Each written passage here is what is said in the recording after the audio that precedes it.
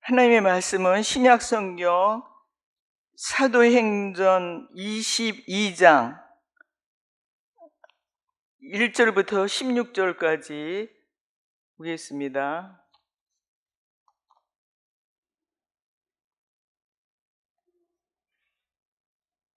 (227쪽입니다) 여기 화면에 떴네요. 다 한 소리로 읽겠습니다. 부용들아, 내가 지금 너희 앞에서 변명하는 말을 들으라 하더라.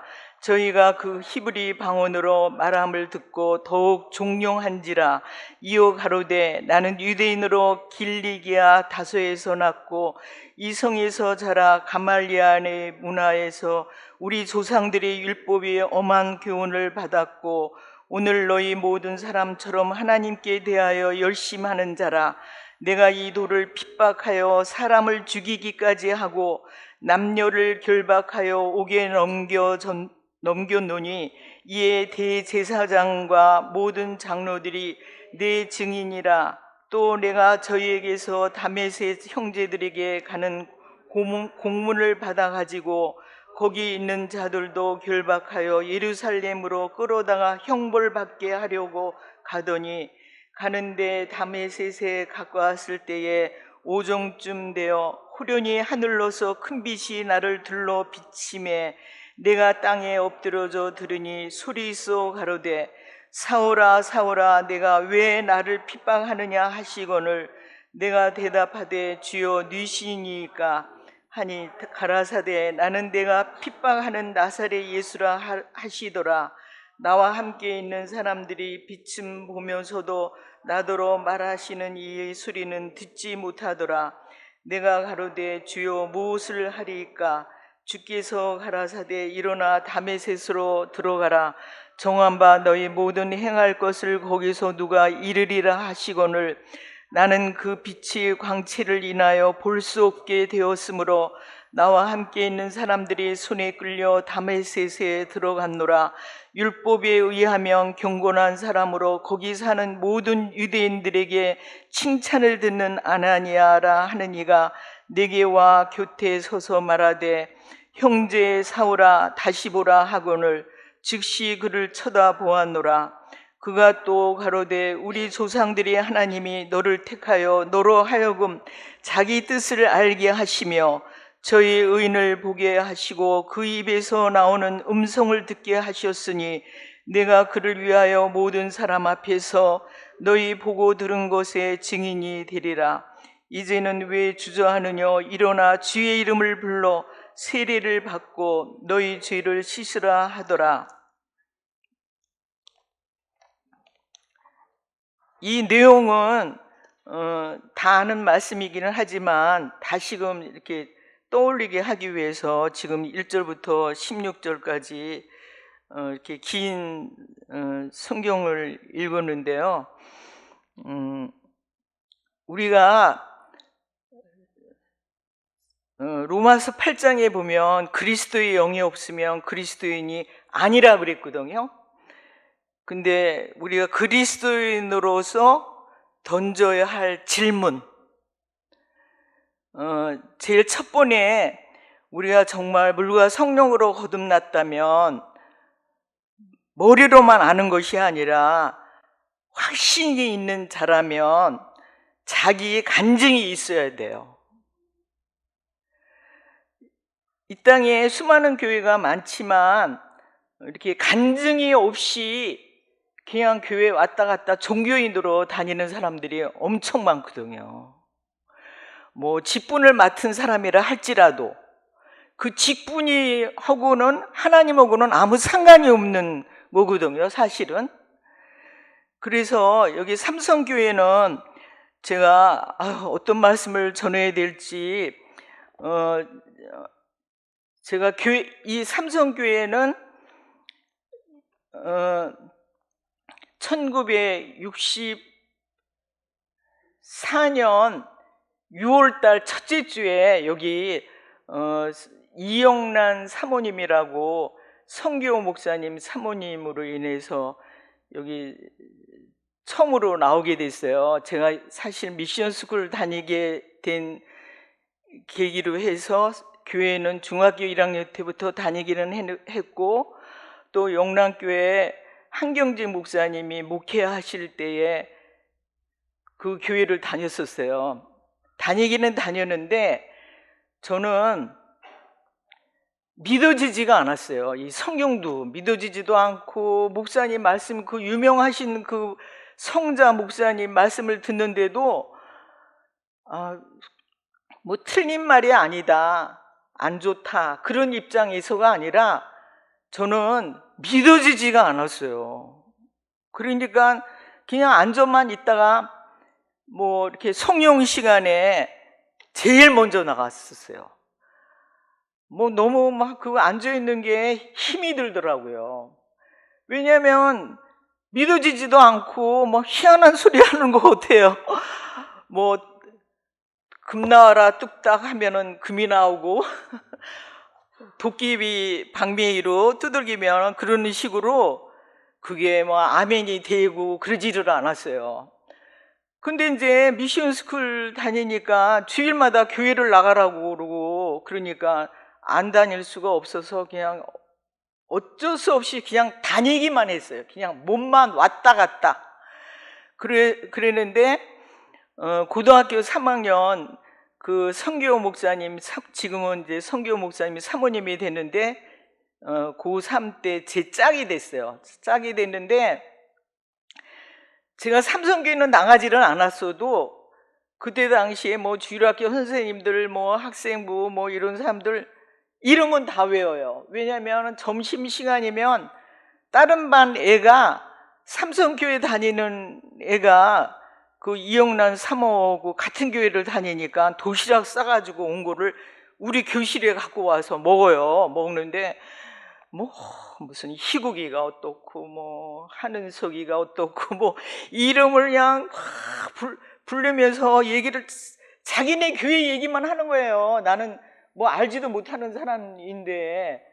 그래서 아유, 니네들은 뭐 만나기만 하면 니네 둘만 있을 때면 몰라도 나하고 같이 먹는데 니네들 교회만 얘기를 하냐.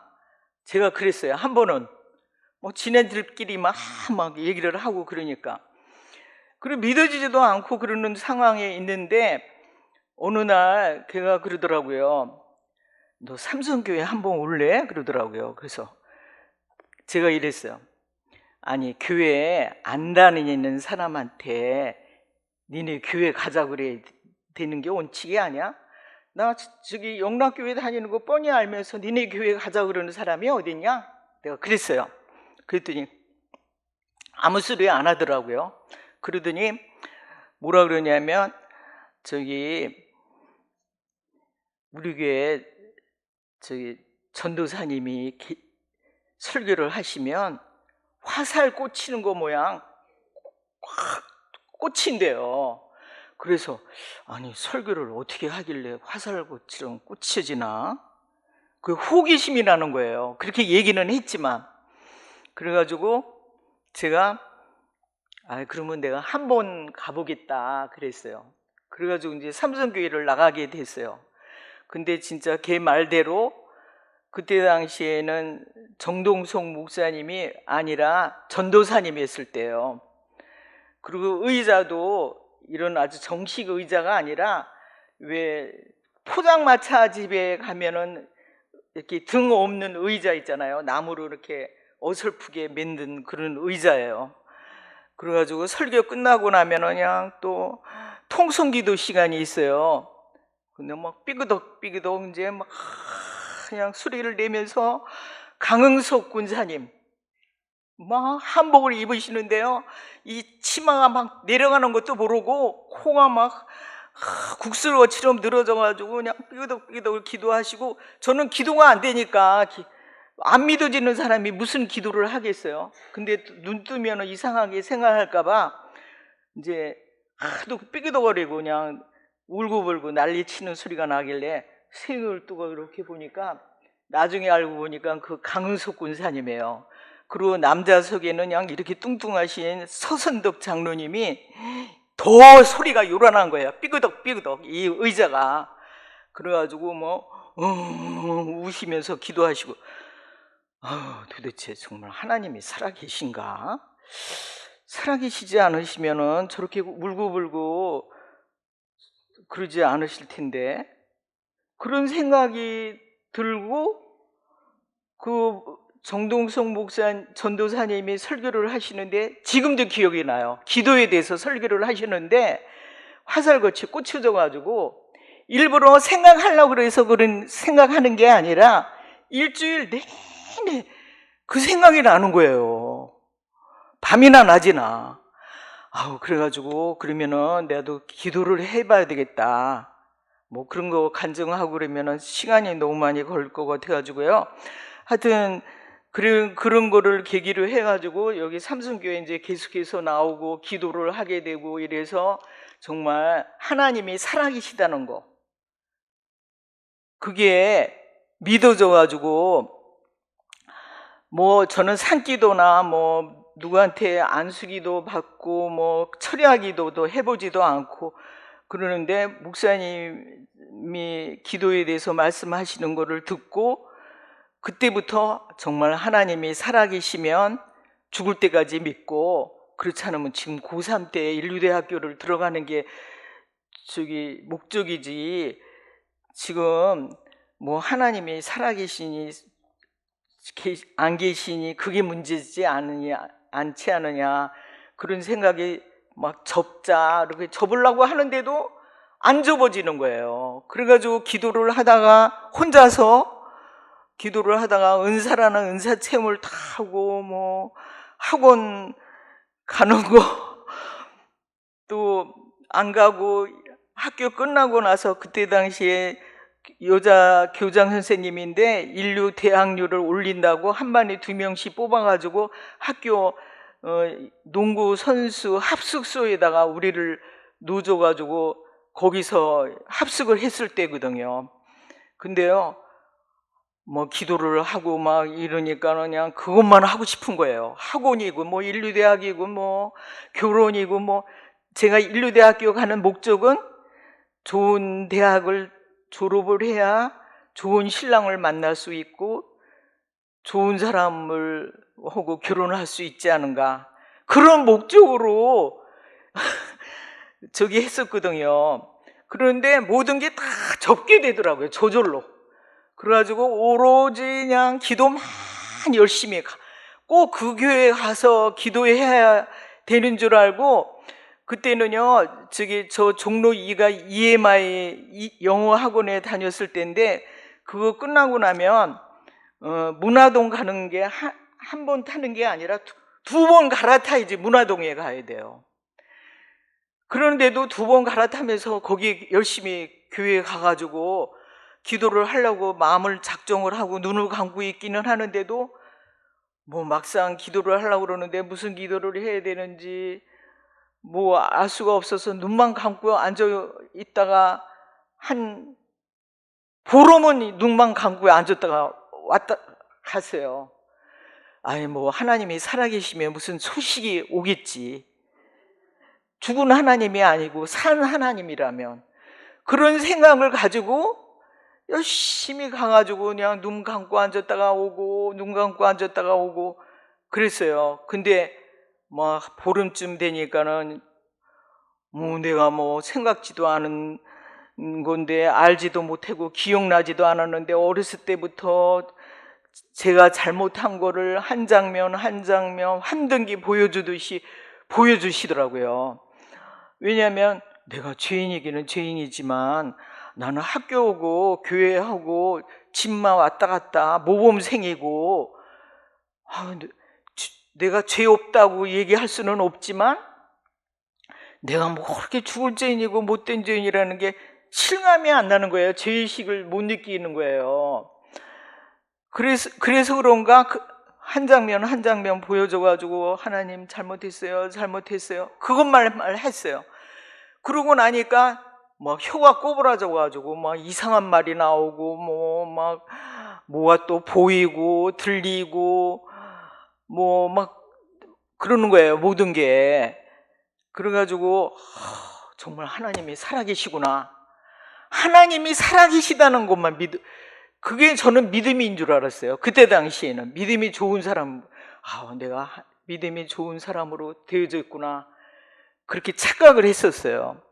그러는데 세월이 흐르고 이제 여기 삼성교회 이제 뭐 직원에서 신학교 출신들이 많았어요. 뭐 청년들이 몇 명 되지는 않았는데 뭐 너도 나도 오고, 김대승 지금은 이제 돌아가셨지만 그 목사님이 제일 먼저 들어가신 거를 계기로 해가지고 뭐 청년들이 여학생이고 남자고 뭐 너도 나도 할 것 없이 다 신학교 들어갔었어요. 청년이 몇 명 되지는 않았는데도.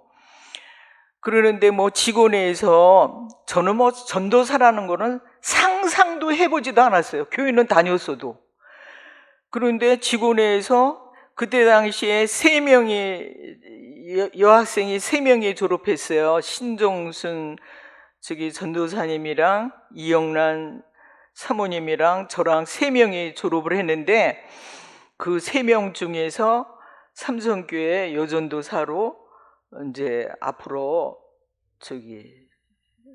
뭐 전도사로 결정이 됐다고 그렇게 말씀을 하시더라고요. 그래서 아니, 본인은 난 생각도 하지도 않았는데 무슨 직원회에서 결정을 했다 그러나, 아무리 직원회에서 결정을 했다 하더라도 뭐 내가 싫으면 싫은 거지 뭐 그렇게 생각을 하고 이제 퇴원하게 있는데, 내일 모레면 사무위원회 있는데 어떻게 할 거냐고 그러시는 거예요. 그래가지고 나는 생각도 하지도 않았는데 이거 또 하나님이 막 몰아붙이는 거 보니까 하나님 뜻인데 내가 내 생각대로 결정을 해가지고 또 하나님 앞에 이거 뭐 매를 맞는 거 아닌가, 그런 두려운 생각이 들어져가지고 못하겠다는 말을 못해가지고 얼결에 전도사로 이제 임명을 됐어요.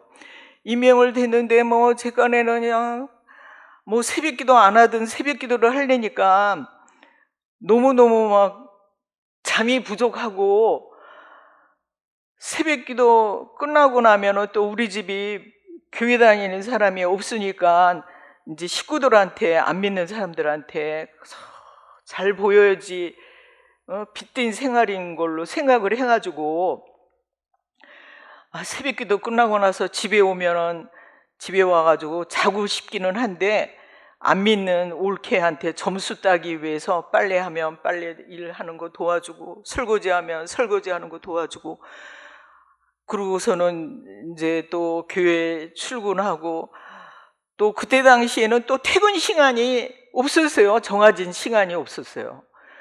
뭐 집에 잠자는 시간 외에는 내 시간이라는 게 없었어요. 그래가지고 다른 직장은 그냥 출퇴근하는 시간이 정해져 있어가지고 퇴근하고 나서 자기 배우고 싶은 거 배우기나 하고 그러는데, 이거는 뭐 퇴근 시간도 없고 뭐 그냥 밤중에 이제 신방 끝나고 나서 집에 가려고 그러면은 이제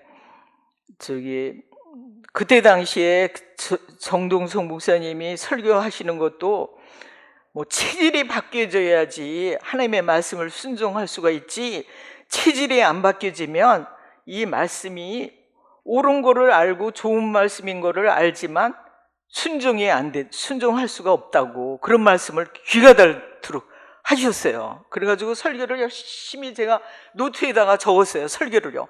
그러면은 쓴 거 보면은 체질이 바뀌어야 된다. 나 그런 설교를 하셨어요. 근데 체질을 바뀌면 체질을 어떻게 바꾸라는 거야 도대체. 막 이러고 속으로 표현은 안 하고 어려우니까 얘기는 못 하고, 막 나 너무너무 피곤하고 이 전도사 생활이. 그리고 뭐 권사님들 모여가지고 신방위원들이 뭐 그 사람이 있을 때는 막 칭찬하고, 그 사람이 뭐 대문 소리도 나지도 않았는데 뭐 그 사람 또 안 보이면 그 사람에 대해서 또 안 좋은 소리를 하고 막 이러는 거예요. 그래서 우리 부모님들은 안 믿는 사람들이라 할지라도 뭐 안 좋으면은 안 좋다고 그렇게 얘기를 하고 그러지, 겉다르고 속다르고 그러질 않았는데 뭐 교회 이렇게 오래 다니고 뭐 군사들이라 할지라도 다 이중적이고 그냥 위선자들이 모이는 곳이고 안 좋게만 생각이 들어지고 막 이래가지고 나는 도저히 전도사를 난 못하겠다고 그런 생각을 하고만 있었어요. 그래가지고 수없이 나 전도사 못하겠습니다. 그러면은 목사님이 아니 돈 버는 목적으로 인천 바다에서 옛날에는 왜 그 생선 파는 사람들이 고무다라에다가 무슨 뭐냐 5만 생선 한 종류만 산 게 아니라 여러 종류의 생선을 사가지고서는 고무다라에다가 머리에다가 이 그냥 생선 냄새 비린내가 진동을 하면서 그 저기 생선을 팔고 또 골목마다 또 뭐 화장실 치우라고 이렇게 찢기에 아니 이렇게 어깨에다가 짊어지고 통 갖고 다니면서 골목마다 다니고 그랬었어요 옛날에는. 그러는데 우리는 눈 뜨자마자 이렇게 막 문제가 있고 답답해하고 울고 그러는 사람들한테 이 하나님의 말씀 가지고 위로를 주고 힘을 주고 소망을 주고 그러는 사람이 된다는 게 얼마나 엄청난 축복인데 그걸 몰라서 그러는 거지. 뭐 그런 말씀을 하시고 그러시더라고요. 그래서 그런가? 나는 그걸 또 미처 생각을 못했네. 이래가지고 또 열심히 또 이제 하고 그러는데도 뭐 매를 맞으면 맞았지 도저히 나는 못하겠습니다. 전도사 되고 나서 3년 됐을 때 제가 그래가지고 사표를 써가지고서는 목사님한테 냈어요. 그랬더니 목사님이 왜 사표를 내는 거예요? 그래서 뭐 10가지를 얘기를 했어요. 내가 전도사 되고 나서 교회 안에서 생활을 해보니까 뭐 기독교라는 게 이론이 아니고 실제라면서 왜 이렇게 이중적이고 그러느냐. 그리고 뭐 하여튼 이런저런 얘기를 제가 그런 것까지 얘기하려면 시간이 너무 많이 걸리니까 10가지 정도를 얘기를 했어요. 그때 당시에. 그랬더니 저는 그냥 지금 심각해가지고서는 얘기를 하는데 목사님이 막 꼴꼴 거지고 웃으시는 거예요. 그래서 아니 나는 죽을 지경인데 저 목사님은 뭐 이렇게 뭐가 좋아서 저렇게 웃으시나? 그러시더니 예수를 진짜 믿어요? 그러시는 거예요. 아니 내가 예수를 믿으니까 은사 체험도 하고 신학도 하고 전도사까지 된 사람한테 나 처음 만난 사람도 아닌 사람한테 예수를 믿느냐고 그렇게 질문을 하시나? 저 목사님이 구원파 속해진 게 아닌가? 잘못된 게 아닌가? 그러면 아니 교인들은 다 어떻게 되는 거야? 그런 사명감이 생겨가지고요. 저도 괴짜죠. 사표를 써서 낸 거를 도로 달라고 그랬어요. 그러면서 제가 그러면 이거 해결된 다음에 내든지 안 내든지 결정을 하겠습니다. 그 대신에 제가 이런 죽을 지경에 있는 상황에 있을 때 뭐 유년주일학교 그때는 뭐 유치부부터 노년에 이르기까지 전도사가 저 한 명이니까 오만 거 다 했었어요. 사무일도 보고 뭐 그래가지고 그렇게 쓰는데 나 1절 그런 거 아무것도 못 하겠습니다. 지금 죽을 지경이니까. 그랬더니 그렇게 하되 딱 한 가지 부탁할 거는 주일날 11시 예배만큼은 참석을 하시오. 왜냐하면 교인들이 전도사가 예배 참석을 안 하면 덕이 안 되지 않습니까? 그러니까 주일날 예배는 참석을 하라고 그러더라고요. 그 외의 날에는 맘대로 하래요. 그래가지고 죽을 지경이기 때문에 기도원에 가서 그런 상황에 있으니까요. 기도도 안 되고 성경을 읽어도 성경이 머릿속에 들어오지도 않고 막 그러더라고요. 그러면 뭐 내가 여기 기도원에 있을 필요가 뭐가 있어? 그리고 내가 그러면 여태까지 믿었던 게 헛다리 잡은 거야? 이거 뭐야? 그러니까 뭐 이거는 그냥 우리 집이 지금 교회 다니는 사람이 한 명도 없고 그러는데 우리 식구들은 이거 내가 전도사까지 그만둔다 그러면은 어떻게 되는 거야? 그만두자니 그렇고 있자니 죽을 지경이고 이거 어떻게 하면 좋은가 어떻게 하면 좋은가 내가 뭐 어떻게 함으로 인해서 뭐 해결이 되는 줄 알고 어떻게 하면 좋은가 어떻게 하면 좋은가 뭐 그런 생각을 하니까는 헛다리 잡았다고 생각이 들어지니까요 잠도 안 오고 밥 먹을 때도 이렇게 모래알 씹는 것 같았어요. 그리고 막 진짜 죽을 지경이라는 상황에 놓여 있었다가 이렇게 수고하고 무거운 짐진 자들아 다 내게로 오라 내가 너를 편히 쉬게 하리라 그 말씀을 주시더라고요. 수고하고 무거운 짐진 자들아 다 내게로 오라. 내게로 오라는 말이 뭐예요? 아니 교회 안 다니던 사람이 처음에 나오는 사람이 무거운 짐을 지고 있는 사람이잖아요. 나는 무거운 짐을 지고 있는 사람으로 몰랐기 때문에 그렇게 주님한테 따졌어요. 무거운 짐을 지고 있는 자들아 다 내게로 오라. 내게로 오라는 말이 뭐예요? 주님한테 그렇게 물어보니까 내게로 오라는 거는 네가 지고 있을 필요가 없어. 네가 지금 왜 죽을 지경인 줄 알아? 눈에 보이지 않는 죄짐을 짊어지고 있기 때문에 죽을 지경인 거야. 물론 들은 사람들도 있어요. 제가 몇 번 말씀을 전했기 때문에 간증을 한 적이 있기 때문에 그러니까 여러분들이 들은 사람도 그런가 보다 그렇게 들으셨으면 좋겠어요. 그래가지고 네가 지고 있는 죽을 지경인 거는 눈에 보이지 않는 죄짐을 짊어지고 있기 때문이야. 네가 지고 있을 필요가 없어. 내가 이미 이 땅에 와가지고 십자가에 죽을 때 네가 지고 있는 그 죄짐을 이미 져줬어. 그러니까 너 언제까지 지고 있을 거야?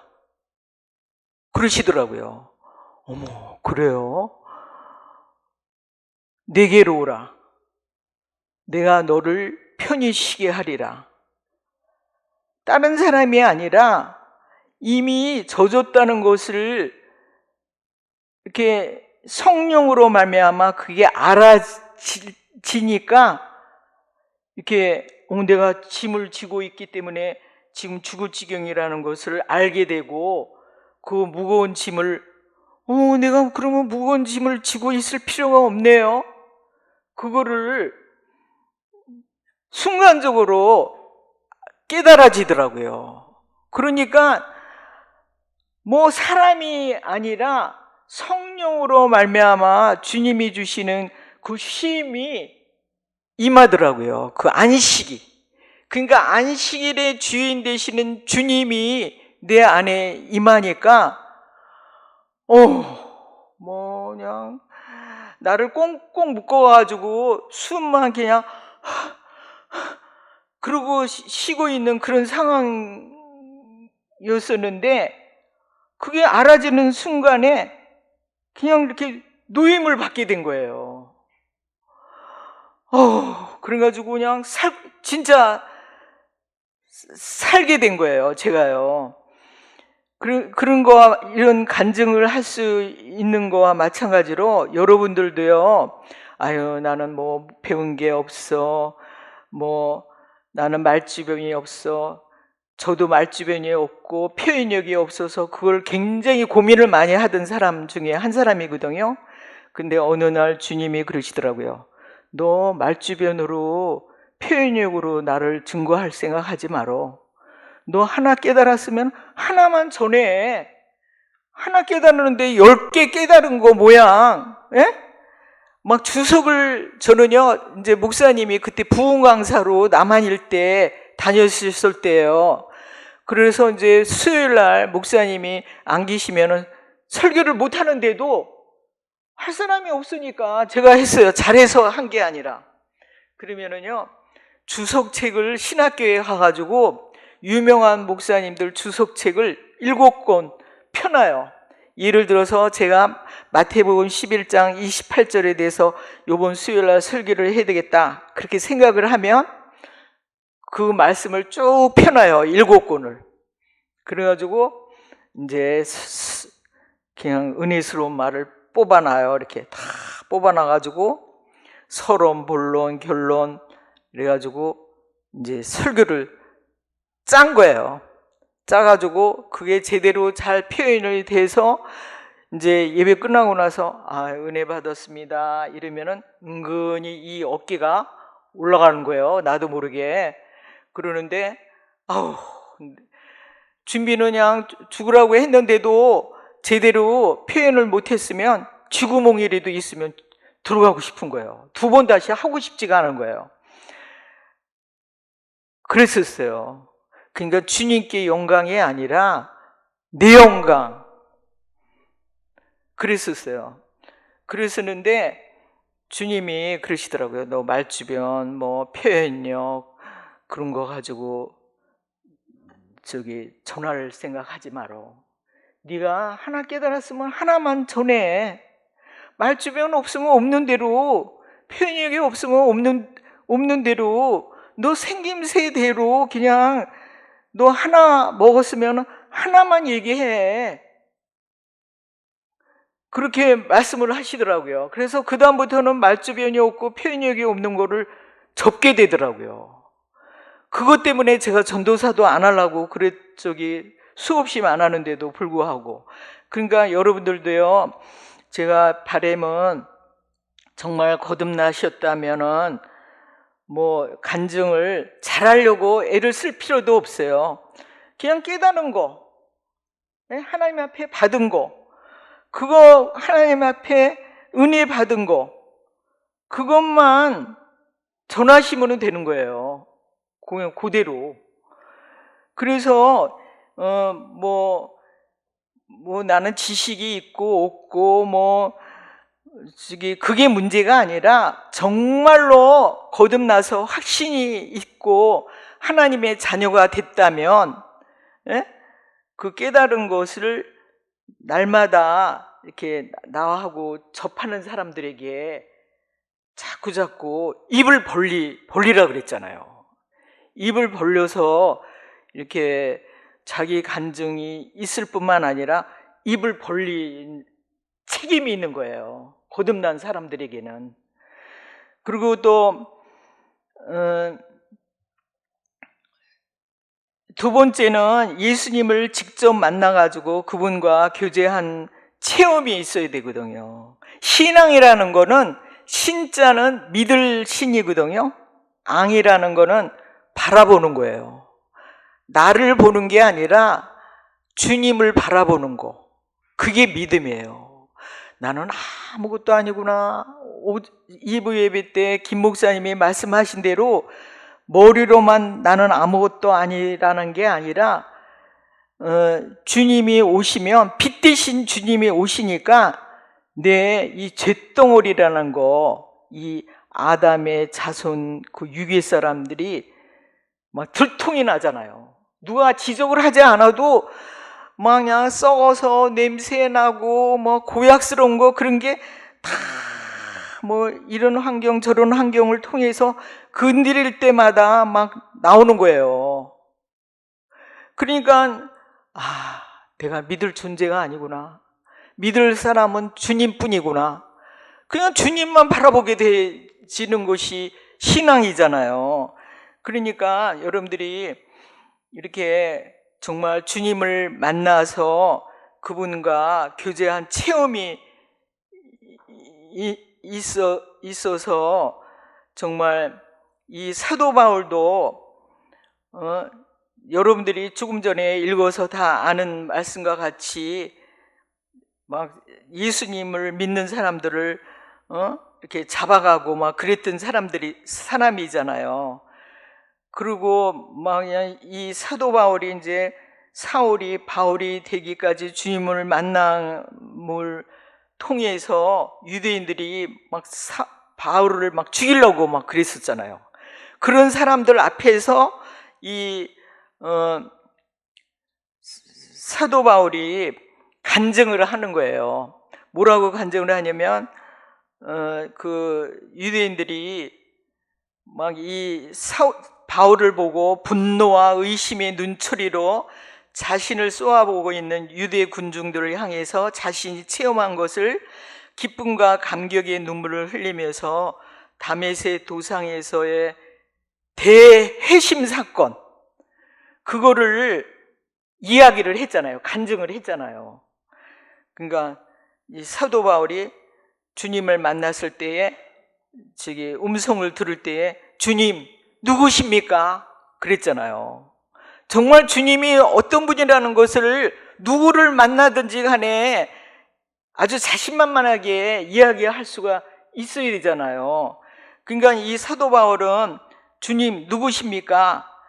베드로도 예수님이 너희는 나를 누구라 하느냐 그렇게 물었을 때에 베드로가 주는 그리스도시요 살아계신 하나님의 아들이다고 분명한 신앙 고백을 했거든요.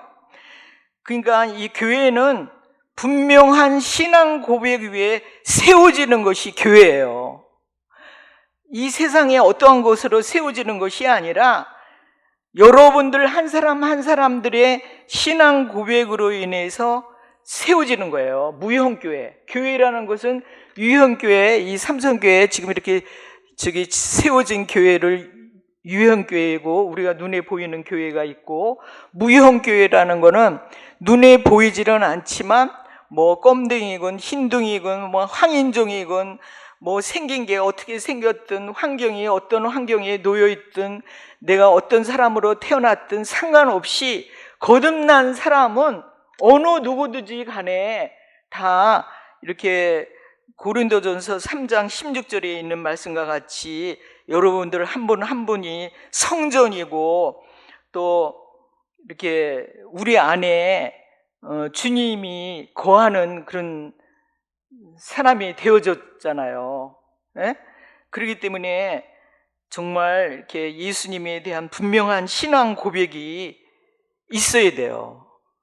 그래야 눈에 보이지 아니하는 그 무형적인 교회로 인해서 그리스도가 머리가 되신다 그랬잖아요. 머리 되신 주님이 다 연결이 되어가지고 여러분들은 한 분 한 분들이 다 지체들이잖아요. 지체들이 따로 노는면은 우리가 한 지체라고 할 수가 없어요. 왜냐하면 우리가 거듭난 사람으로서 이게 허물과 죄로 죽었던 진노의 자녀였었잖아요. 우리가 거듭나기 전에는. 그랬는데 이제는 거듭남으로 말미암아 하나님의 자녀로 이렇게 살게 되었는데 이 축복이 엄청난 거예요.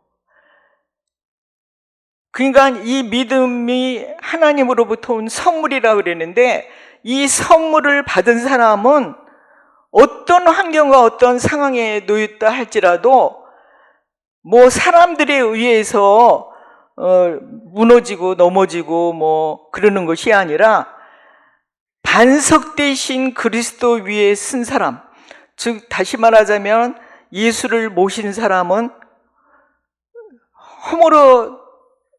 허물어뜨리려고 한다 하더라도 허물어질 수가 없고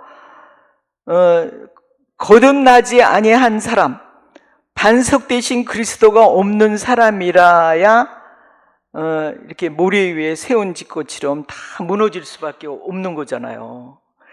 근데 여러분들은 생긴 게 어떻게 생겼든 상관없이 다 거듭난 사람들은 여기 에베소 2장 21절부터 22절에 보면 우리가 다 하나님의 아들을 믿는 것과 아는 일에 하나가 되어서 온전한 사람을 이루어 그리스도의 장성한 분량이 충만한 데에 이르기 위해서 기도를 해야 돼요.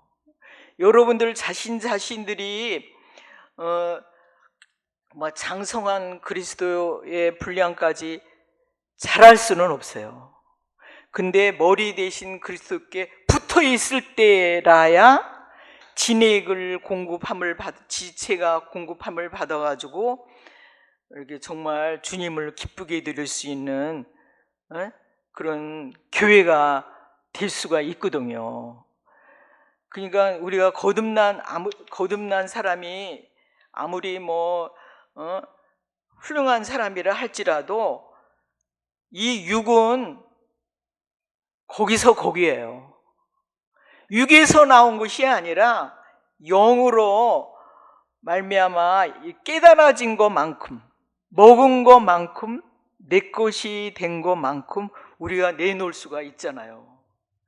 그러니까 식구들한테도 그렇고 안 믿는 사람들한테도 그렇고 우리가 정말 사도 바울만 이렇게 담대하게 전할 수 있는 것이 아니라 정말로 예수를 모신 사람이라면 이렇게 확실한 변화의 흔적이 있게 되져요. 흔적, 자기만 아는 흔적. 다른 사람 자기만 아는 흔적이 점점 육이 깨지고 육이 죽고 그러는 것만큼 남도 볼 수 있게끔 되지는 거죠. 그런 통로가 되는 축복이 임하게 되져요. 그래서 이 사도 바울은 확실한 변화의 흔적이 있었어요. 11절, 16절에 보면 바울은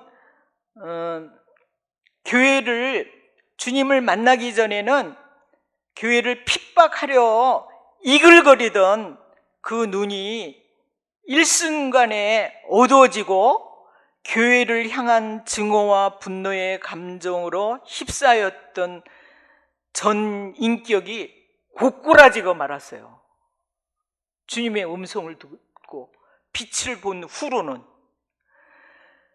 그러니까 사도 바울 같은 사람도 지금까지 자기가 자신만만하고 기세등등해가지고 살아왔던 바울이지만 초자연적인 경험을 통해서 완전히 교만한 자아가 무너지게 되었던 것이 그것과 같이 이 사도 바울은 단 한 번의 주님과의 만남을 통해서 헛된 욕심을 쫓던 어리석은 꿈과 세상적으로 남들보다도 어떻게든 앞서 보려 했던 불타는 교만이 완전히 무너져 내리게 되었거든요. 그래서 자신이 박해하던 예수를 만나고서는 세상의 명예와 욕심을 쫓던 그 눈이 어두워지고 오직 예수 그리스도 한 분만을 바라볼 수 있는 신령한 눈을 뜨게 됐어요. 그러니까 자기 고집과 불의한 자기의 의지로 걸어가던 길에서 돌이켜가지고 예수님이 기뻐하고 소원하는 방향을 향하여 나아가게 되었던 거예요. 이 사도 바울이 자기 자신이 마냥 결심하고 금식하고 그렇게 함으로 인해서 그렇게 되진 것이 아니라 성령으로 말미암아 주님의 도우심으로 인해서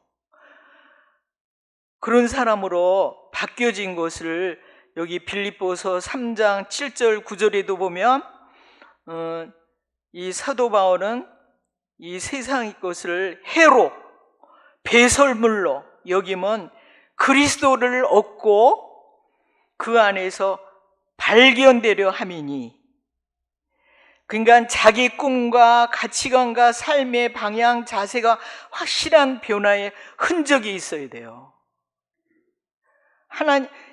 믿음이라는 거는 다른 사람들이 나를 어떻게 보고 생각하고 판단하는 거 거기에 기준을 둘 필요가 없어요. 성경 말씀에 둬야 돼요. 그래서 이 사도 바울은 그릇되고 부패한 일생활을 청산하고 주님이 이끄시는 대로 원하시고 기뻐하시는 삶을 예수의 증인으로 산 것을 우리가 에베소 5장 1절부터 21절에도 보면 그 말씀을 통해서 찾아볼 수가 있습니다. 그러니까 여러분들도 한 사람 한 사람들이 특히 다른 교회하고 달라가지고 여기 삼성교회는 한 사람도 빠짐없이 다 거듭나가지고 어느 사람 앞에든지 간에 담대하게 이렇게 사도 바울과 같이 간증을 할 수 있는, 자기 신앙 고백을 할 수 있는 그런 사람들이 되는 것을, 그런 사람을 하나님이 기뻐하시는 그런 교회가 됐으면 하는 그런 바람으로 제가 이 말씀을 선택해서 전하는 것입니다. 그래서 여기에 보면은 그 사람이 어떤 사람이든 사람 보고 우리가 이러고 저러고 할 문제가 아니고, 에베소 2장 21절 22절에 보면 우리가 다 하나님의 아들을 믿는 것과 아는 일에 하나가 되어, 믿는 것과 아는 것이 그것만 가지고도 하나가 될 수가 있어요. 그래서 온전한 사람을 이루어 그리스도의 왜냐하면 사람은, 이 수많은 사람들이 어떻게 하나가 될 수가 있겠어요? 환경도 다르고 사람도 다르고 다 성격도 다르고 모든 게 다 다른데 하나라는 것은 불가능한 거예요. 거듭나서 그리스도를 모신 사람이라야 그리스도의 영으로 많이 하나가 될 수가 있는 거지, 그 외의 것을 가지고는 하나가 될 수가 없어요. 교랍이라는 것이 있을 수가 없어요. 그래서 이 교회라는 거는 여기 이사야서 55장 1절에도 보면 너희 모든 목마른 자들아 그랬거든요. 목이 마른 사람들은 뭐에게 돼 있어요? 주님 앞에 오게 돼 있어요. 그래서 이 교회라는 거는 아무나 와도 좋소, 그런 교회가 되어야 되지 않아요? 그 사람이 어떤 사람이든 상관없이. 그래서 아담의 자손들은 너나 할 것 없이 정죄하기 좋아하고 자기가 싫어하고 좋아하고 그거에 따라서 그룹을 만들고 저 사람은 어떻고 이렇게 자기 좋아하는 사람, 취향이 맞는 사람끼리 또 하나가 되고, 그렇지 않은 사람들은 따돌림을 당하고. 근데 제가 1983년도에 그러니까 69년도에 전도사 임명을 받아가지고 1983년에 여기 사표를 냈어요. 13년 만에. 그리고 제가 지금 40년 만에 여기 삼성교회를 이렇게 전도 세미나를 계기로 해서 이제 작년부터 나오게 되는데, 저는 여기 나오니까 다 이렇게 아는 옛날 교인들은 몇 분 안 되시고 거의 다 이렇게 새로운 분들이시더라고요. 근데 좀 마음이 아픈 거는 거듭난 사람이라면 처음 만난 사람도 하나가 되게 돼 있어요. 그리스도의 영을 받은 사람들은 그리스도의 영으로 인해서. 그러니까 우리가 판단자는 하나님뿐이에요. 하나님만 아세요. 다른 사람들은 몰라요. 아니, 친형제도 내 상정을 모르고 친부모도 내 형편을 모르는데 어떻게 제3자들이 이러고 저러고 알겠어요? 그러니까 사람들 말에 의해서 이러고 저러고 하는 거, 그거는요 하나님이 기뻐하시는 일이 아니에요. 그리고 우리가 할 도리는 이제는 주님의 피값으로 산 주님의 것이 됐으니까, 마귀 것이 되었던 사람이 이제는 주님의 것이 되었기 때문에 하나님이 너무너무 자상하신 하나님이기 때문에 우리의 약점, 단점 그런 거 다 아세요. 아셔가지고 여기 보면 베드로전서 5장 10절에 보면 저는 이 말씀을 너무너무 좋아하는데요. 사람은 우리를 온전케 하신 분은 주님뿐이에요. 우리를 온전케 하시는 분은 이런 일 저런 일을 통해서 하나님이 어떤 일을 하시느냐 하면 여기 베드로전서 5장 10절 다 같이 소리내서 읽겠습니다. 베드로전서 5장 10절 여기 영상에 떴습니다. 시작. 모든 은혜의 하나님 곧 그리스도 안에서 너희를 부르사 자기의 영원한 영광에 들어가게 하신 이가 잠깐 고난을 받은 너희를 친히 온전케 하시며 굳게 하시며 강하게 하시며 터를 견고케 하시리라. 우리 아담의 자손들은 온전한 사람이 아무도 없어요. 주님 외에는. 근데 그분이요, 우리의 거듭난 사람, 하나님의 자녀가 진짜로 된 사람, 말로만이 아니라 실제로 된 사람, 주님을 만난 사람, 그런 사람을요, 이런 환경 저런 환경을 통해서 너희를 친히 온전케 하시는 일을 하세요. 지금도 주무시지도 아니하시고 졸지도 아니하시고 끊임없이 우리를 한 사람 한 사람들을 위해서 온전케 하시는 일을 하시고 굳게 하시는 일을 하시고 강하게 하시는 일. 우리가 약하잖아요. 이리 흔들리고 저리 흔들리고 이리 넘어지고 저리 넘어지고 우리는 아담의 자손들은 다 연약하잖아요. 자체가 연약이에요. 연약. 강함이 없어요. 주님만이 강함이지. 굳게 하시고 강하게 하시고 터를 견고케 하시는 일을 쉬지 아니하시고 하시고 계세요. 그래가지고 저는 너무너무 든든한 거예요. 어려운 일을 만나고 힘들고 그럴 때마다 이 말씀을 보면은요, 막 꿈틀꿈틀 그냥 주님이 막 붙돋아 주시고 붙잡아 주시고 일으켜 주시고 세워 주시고 막 그런 것을 말씀으로 인해서 힘입으니까 너무너무 감사한 거예요. 어떤 환경에 놓였든지 간에 상관없이. 그러니까 우리가요, 이 믿음을 갖는다는 것이 가장 큰 재산이에요. 그런 이 재산을 가진 사람은, 이 선물을 가진 사람은 정말 엄청난 축복을 받은 사람이에요. 그래서 이 오뚜기가 이렇게 툭 치면 쓰러지는 것 같지만 이 밑에 받침이 있기 때문에 쓰잖아요. 우뚝 쓰잖아요. 그와 마찬가지로 주님이요, 우리는 막 이렇게 쓰러지고 저렇게 넘어지고 그러는데 그럴 때마다 주님이 붙잡아 주세요.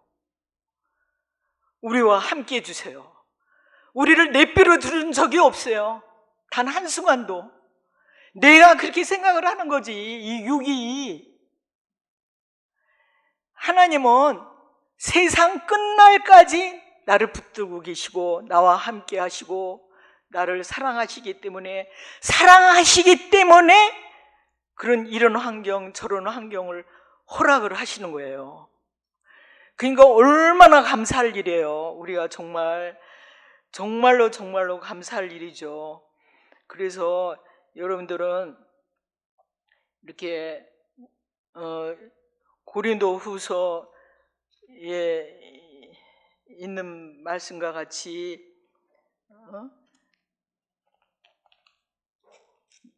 사방에 우겨쌈을 당한다 할지라도 쌓이지 아니하는 그런 엄청난 축복을 받은 사람들이라고요.